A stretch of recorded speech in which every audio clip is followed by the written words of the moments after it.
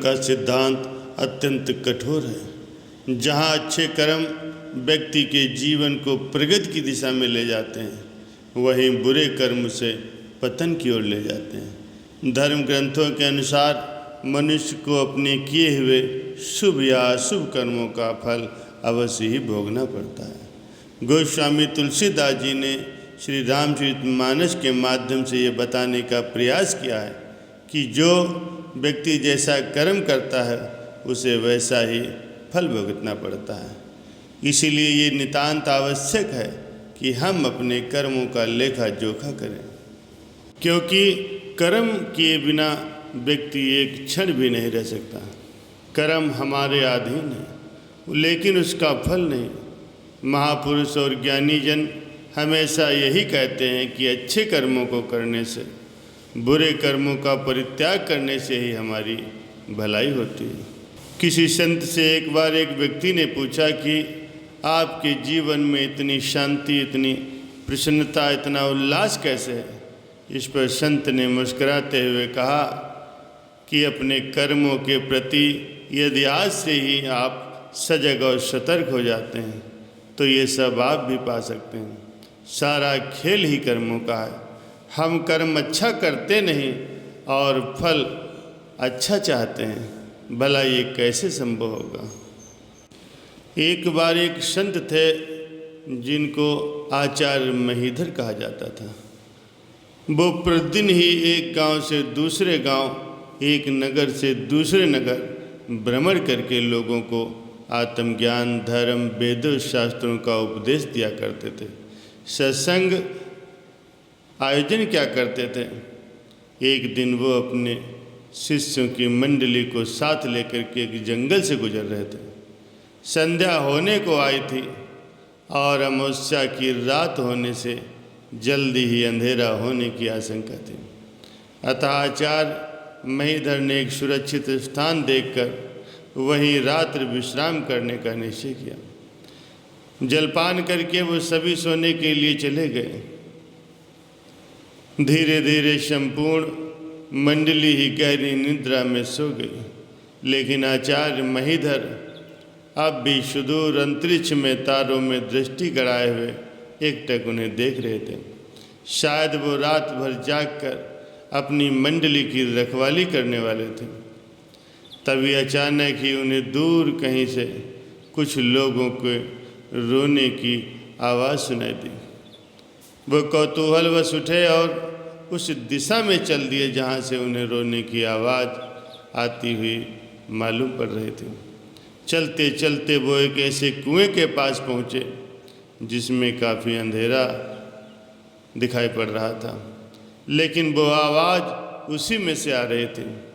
जब आचार्य ने कुछ गौर से देखने की कोशिश की तो उन्होंने देखा कि 5 व्यक्ति औंधे मुंह लटके हुए उस कुएं में बिलख बिलख कर रो रहे। आचार्य उन्हें इस अवस्था में देखकर अचंभित हुए। उनकी मदद करने से पूर्व उन्होंने उनसे पूछना उचित समझा और बोले कि आप लोग कौन हैं? आपकी ये दुर्गति कैसे हुई और आप यहाँ से निकलने का प्रयास क्यों नहीं करते? आचार्य की आवाज़ सुनकर 5 व्यक्ति चुप हो गए। कुछ देर के लिए कुएं में सन्नाटा छा गया। तब आचार्य बोले, यह तुम लोग कहो तो मैं तुम्हारी कोई मदद करूं। तब उनमें से एक व्यक्ति बोला, आचार्य जी, आप हमारी कोई मदद नहीं कर सकते, क्योंकि हम 5 प्रेत हैं। हमें हमारे कर्मों का फल भोगने के लिए ही औंधे मुँह इस कुएं में लटकाया गया है। विधि के विधान को तोड़ सकना न आपके लिए संभव है न हमारे लिए। आचार्य उन प्रेतों की ये बात सुनकर स्तब्ध रह गए। उत्सुकतावश वो पूछने लगे, भाई मुझे भी बताओ, ऐसे कौन से कर्म हैं जिनके करने से तुम्हारी ऐसी दुर्गति हुई?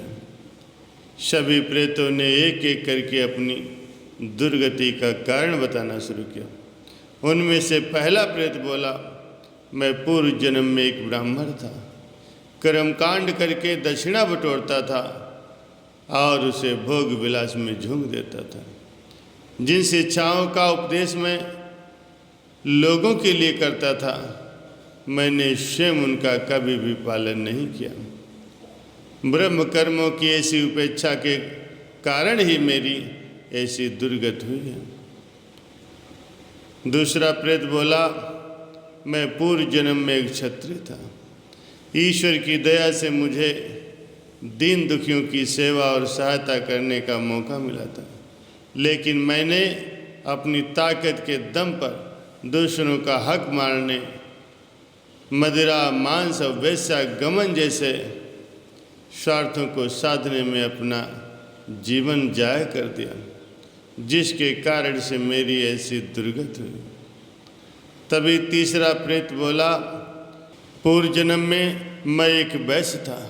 मैंने मिलावटखोरी की सारी हदें पार कर दी थी। अधिक पैसा बनाने के चक्कर में मैंने सस्ता और नकली माल भी महंगे दामों पर बेचा।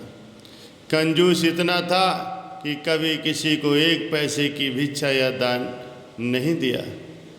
मैंने इन्हीं दुष्कर्मों के फलस्वरूप ही मेरी ये आज ऐसी दुर्दशा हो रही है। इसके बाद चौथा प्रेत रुआसा होते हुए बोला, पिछले जन्म में मैं एक सफाई कर्मचारी था। नगर की सफाई का काम मुझे दिया जाता था, लेकिन मैं एक पक्का आलसी था। कभी भी अपने कार्य को मैंने समय पर पूरा नहीं किया। महामंत्री से विशेष जान पहचान होने के कारण कोई भी मेरे खिलाफ शिकायत दर्ज नहीं कर पाता था। इसीलिए मैं किसी की नहीं सुनता था और खुद की ही मनमानी किया करता था। अपनी उसी लापरवाही और उदासीनता का परिणाम आज मैं भुगत रहा हूँ। तभी आचार्य महीधर ने पांचवें प्रेत की ओर देखा। वो अपना मुँह छिपा रहा था, यहाँ तक कि वो अपने साथियों से भी अपना मुँह छिपाया रहता था। आचार्य महीधर ने आश्चर्य व्यक्त करते हुए उससे पूछा, तो वो रोते हुए बोला, आचार्य जी, पूर्व जन्म में मैं एक कुसाहित्यकार था। मैंने अपनी लेखनी से हमेशा सामाजिक नीति और मर्यादाओं का खंडन किया, लोगों को अनैतिक शिक्षा के लिए प्रेरित किया। अश्लीलता और कामुकता का साहित्य लिख करके लोगों को मैं भ्रमित करता था। यही मेरी प्रसिद्धि का सबसे बड़ा रहस्य था। जिस किसी भी राजा को किसी राज्य पर विजय प्राप्त करनी होती थी, तो मुझे लोगों को चरित्रहीन बनाने वाला साहित्य लिखने के लिए वो धनराशि देता था, और मैं अश्लीलता और कामुकता से भरपूर साहित्य लिख करके लोगों को चरित्रहीन बनाता था। मेरे इन्हीं दुष्कर्मों पर मुझे इतनी लज्जा है कि आज मैं किसी को भी मुंह नहीं दिखा सकता। इतना कह करके वो जोर जोर से रोने लगा। तब आचार्य महीधर ने उनसे पूछा कि तुम लोग यहाँ से कब मुक्त होगे? पांचों प्रेत बोले, हम तो अपने कर्म फल और विधि के विधान के अनुसार ही यहाँ से मुक्त हो सकते हैं, लेकिन तुम हमारी दुर्गति की कहानी लोगों को जरूर बताना, ताकि जो गलती हमने की है वो दूसरे न करें। उनकी बात जन जन तक पहुंचाने का आश्वासन दे करके आचार्य महीधर वापस लौट आए।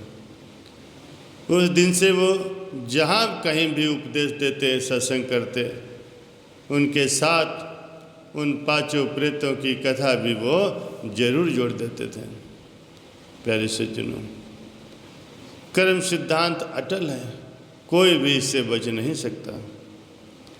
अतः बुद्धिमान मनुष्य को चाहिए कि इस लोक में सुख सुविधाओं और स्वार्थों को देखने के साथ साथ ही अपने परलोक का भी ख्याल उसे जरूर रखना चाहिए।